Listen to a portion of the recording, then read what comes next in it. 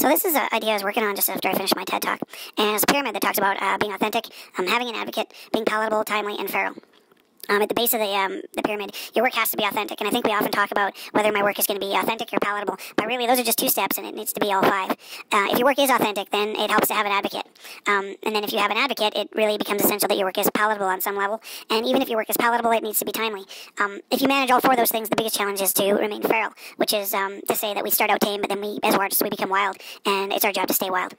I think the Beatles and Vincent van Gogh would both be absolutely authentic, whereas I think maybe Justin Timberlake, when he started out, did maybe struck some of us as less authentic, and maybe Britney Spears also came across as maybe not very authentic. Then depending on who your advocate is, it'll take you quite a far way or not very far away. George Martin, he put the Beatles in those funny little suits and gave them haircuts. Theo Van Gogh took care of his brother his whole life, and with the Disney Corporation behind you, just about you'd have to go out of your way to try and not be successful. Once you've got your work out there, if the public can't receive it, if it's not digestible, it's not something people can hold down. You can maintain whatever level of authenticity you want, but then you become an outsider. So at the beginning, there's authenticity, which you have control of, and then the 3 center sections you have no control of, and then at the end, only you have control over whether you stay feral.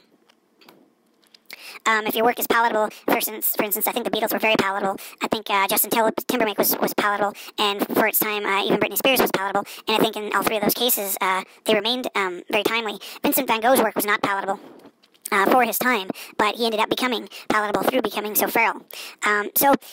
Was Van Gogh timely? No.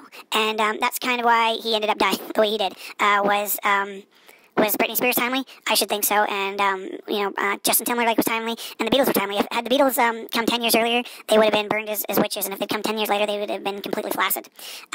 So then, given all those things, your task is to remain feral.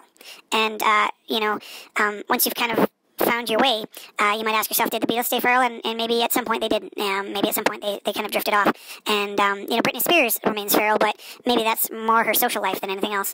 And then surprisingly, Van Gogh he was so feral that he became timely and palatable after his death. So it's not to say you need all 5 steps to move ahead, but somebody like Justin Timberlake, who maybe didn't strike as authentic to start, and then, through his advocate, managed to become palatable, timely, I think he grew to be feral. And I think that's kind of an interesting way to look at this structure. It's not necessarily to say who's the best or who's the brightest, who's going to become the biggest legend. I think with any combination of these steps, you can become a one-hit wonder, but to try and produce some level of longevity, I think it's kind of important to take on all these factors, and maybe stop thinking about some of them in such a negative way. Well, thank you very much. Maybe I'll do a better job of this video later on in life.